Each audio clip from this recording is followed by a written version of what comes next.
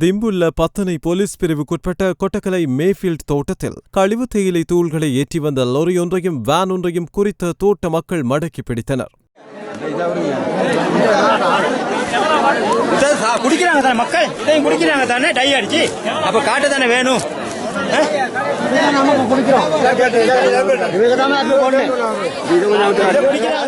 குறித்த சம்பவம் நேற்று வியாழக்கிழமை இரவு 8 மணியளவில் இடம்பெற்றுள்ளது.